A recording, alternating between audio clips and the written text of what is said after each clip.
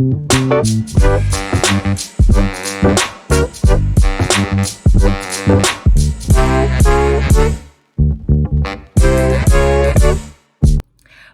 up, kittens? Welcome back to another Operation Unbothered. Thank you for always choosing to spend your time here with me, exploring this multi-dimensional experience. It's a journey, it's illuminating, it's a process of recognizing oneself and nourishing the soul while on the journey of awakening from one's spiritual amnesia. A Course in Miracles. All good teachers realize that only fundamental change will last, but they do not begin at this level. Strengthening motivation for change is their first and foremost goal. It is also their last and final one. Increasing motivation for change in the learner is all that a teacher needs to do to guarantee this change. This is because a change in motivation is a change of mind, and this will inevitably produce fundamental change because mind is fundamental. Love, love, love. That is the goal, the outcome, the motivation, the energetic sharing to each and every brother in this time-space reality, in all timelines and in all dimensions. You will see miracles through your hands through me. Miracle Principle 1. The first principle of miracles is that there is no order of difficulty among them. One is not harder or bigger than another. They are all the same. All miracles are an energetic process of allowing the Holy Spirit to work through you or within you for the purpose of divine healing of the mind. Miracle Principle 2. Miracles in themselves do not matter. They are quite unimportant. Through observable behaviors, miracles are external expressions and actions of right-mindedness, creating unity within the brotherhood. It's not the action of the miracle that is important. It is the intention and manifestation of love through I am you and you are me, and we are all worthy of love, kindness, and joy. Miracle Principle 3. Miracles occur naturally as expressions of love. The real miracle is the love that inspires them. In this sense, everything that comes from love is a miracle. Again, love, love, love. Love for and towards others, love for and towards oneself. Miracles are divine expressions of love. Remaining unbothered is a two-part process at this moment of reawakening. The first is to recognize that the ego is narcissistic, and when given the space along with the bodysuit, will always choose itself, the illusion, over the soul and in the secular dimension. The Mayo Clinic lists these few character traits as narcissistic personality disorder. Have you ever experienced any of the following toward yourself when managing the direction of ego-mindedness reactions, feelings, and actions, or miracle-mindedness, reaction, feelings, and actions? Have an unreasonably high sense of self-importance and require constant excessive admiration. Feel that they deserve privileges and special treatment. Be critical of and look down on people they feel are not important. Have an inability or unwillingness to recognize the needs and feelings of others. The ego is unhinged, unstable, and a miscreated illusion operating in the secular world, creating confusion, lack of clarity, manipulation, ego indulgence, and overall chaos for the purpose of distracting oneself from aligning with the Holy Spirit and Source as a divine being. The second part is embracing the role modeling of the embodiment of a Christ consciousness, creating direct communication pathways to the Holy Spirit, and embracing the creative abilities given directly through Source during the creation of every son. The lessons of the Holy Spirit are outlined in 4 lessons. Lesson 1, to have, give all to all, do only that. Give to receive. The ego does not want to believe that giving results in receiving. Lesson 2, to have peace, teach peace, and therefore learn it. With great power comes great responsibility, and with great responsibility comes great power. And as a teacher, that is in divine alignment as a channel for divine creative intelligence to move through, one is called to share one's knowledge, not your ego-based perception, which creates opportunities to activate and illuminate the light and Holy Spirit in each brother you encounter. Through sharing one's lived experience of awakening from one's spiritual amnesia, provides additional points of references for the brotherhood to see themselves, hear a language that resonates, and embrace the internal mindset change in themselves. Lesson 3. Be vigilant only for God and His kingdom. The devil and his friends, along with the ego and the bodysuit, will intentionally create experiences to derail one's thinking, actions, feelings, and thoughts. Intentional malicious actions such as spiritual warfare occur to create confusion, doubt in the Holy Spirit, doubt in Source, and doubt in one's divine purpose. Being aware, being knowledgeable, being aligned is an antidote to these energetic attacks. Your miracles, your teachings, your role modeling, your own behavior should be rooted in source with the purpose of spreading and sharing joy, love, peace, harmony, and unity in each brother that you encounter. Do not pollinate using secular-minded thinking. Be vigilant, be intentional, be aware of the content you consume, the word you speak, the energy you emit toward yourself and others. The ego and the bodysuit will do what it can in the illusion of its own creation to attempt to trick your right-mindedness into thinking that you are wrong to think from love and not from fear. To think from unity and not from comparison and competition. To think from selfishness and not from light. Lesson 4. You claim this power when you have become wholly vigilant for God and the kingdom. By accepting this power as yours, you have learned to be what you are. Your creations belong in you as you belong in God. You are part of God, as your sons are a part of his sons. To create is to love. Love extends outward simply because it cannot be contained. Being limitless, it does not stop. It creates forever, but not in time. God's creations have always been because he has always been. Your creations have always been because you create only as he creates. We have said that the last step in the reawakening of knowledge is taken by God. God does not take steps because his accomplishments are not gradual. He is the prime creator because he created his co-creators. And because he did, time applies neither to him nor to what he created. Time is a secular dimension illusion, used divinely for the space to learn and awaken from one's spiritual amnesia, and used secularly for programming for those still asleep to move through the time-space continuum with parameters that fulfill the desires, intentions, and wants of the ego, bodysuit, and forces determined to keep the brotherhood in separation. Using pollination theory, as one reawakens from their spiritual amnesia, it is one's spiritual duty to continue the process through role modeling, choosing to act from miracle-mindedness, and rebuking secular behaviors and mindsets to activate and illuminate the remembrance in others as it has been done in oneself. To the alignment of source and direct communication with the Holy Spirit. Knowing that because the ego is a created illusion, that the ego does not continue forever. Knowing that because the body is a created illusion and does not continue forever, that only the source, the Holy Spirit, and unity with the brotherhood is the only eternal truth. Every moment is an opportunity to begin again. Our crown has already been bought and paid for. All we have to do is wear it. James Baldwin. And choose miracle-mindedness over ego-mindedness. Remain unbothered in your pursuit of divine alignment. There will be many opportunities from the universe to give you the chance to be who you say you are.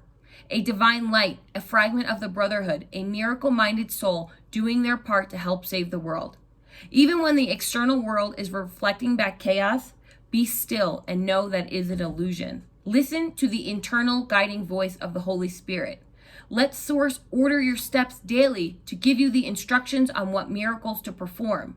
Let the Holy Spirit guide you and surround you with love and soundness, even when the ego and bodysuit are petitioning otherwise.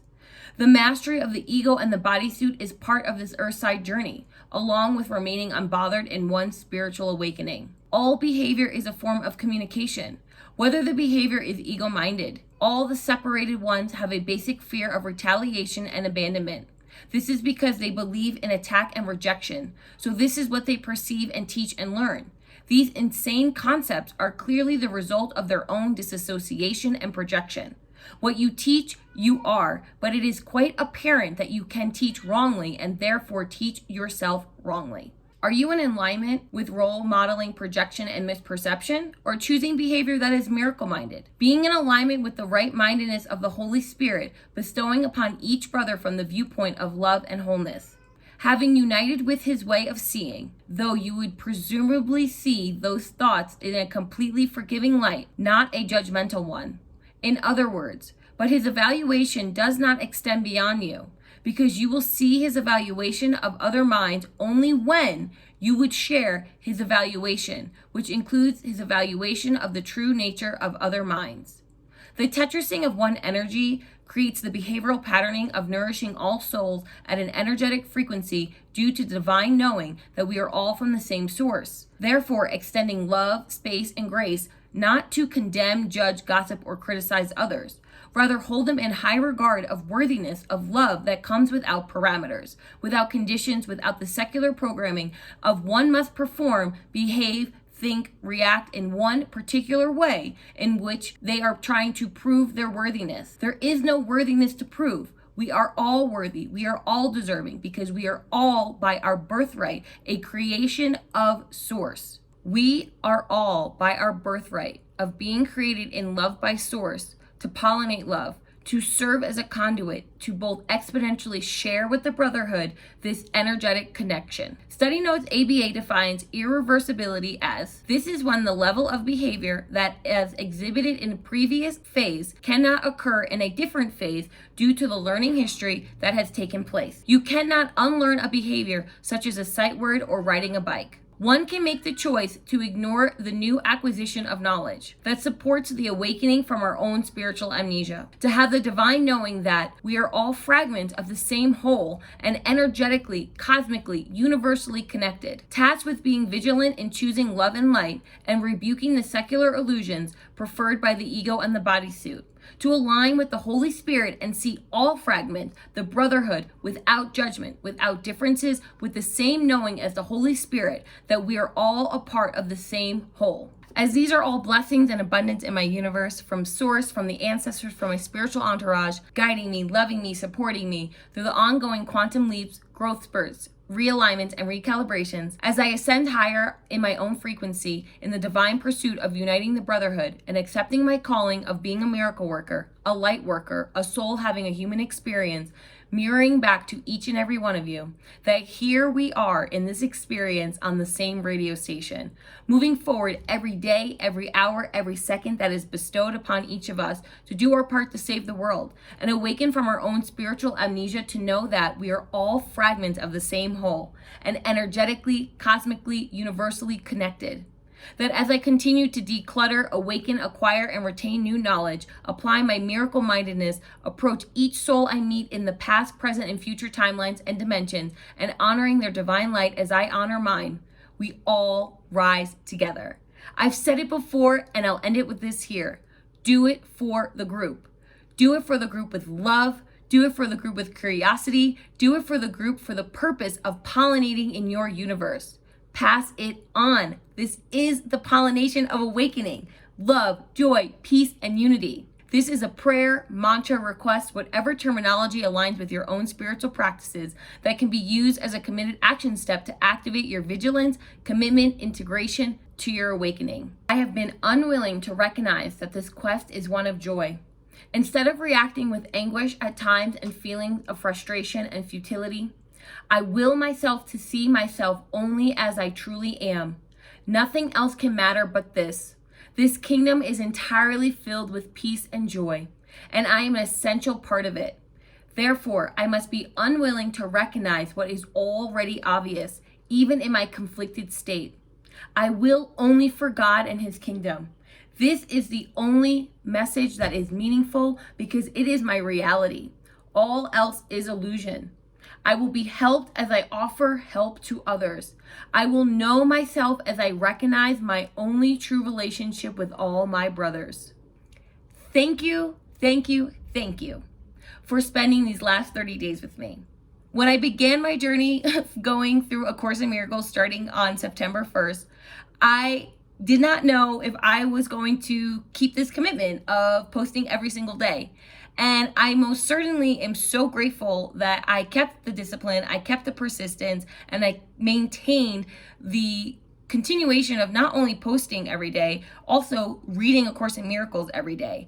I literally have felt that I have expanded my consciousness. I have been able to come into such alignment with the Holy Spirit, with Source, with just my divine purpose, a little bit more every single day. I know I've talked about this before with James Clear of 1% every day in Atomic Habits brings exponential growth, exponential change, and my goodness, I agree with that. I just feel so nourished by this experience, and it has been such a delight to be able to share out all of the things that have been coming up for me and being able to make things sticky in my own mind by reading in A Course in Miracles and then bringing in other content that comes up throughout my day and things that I already had kind of in my database.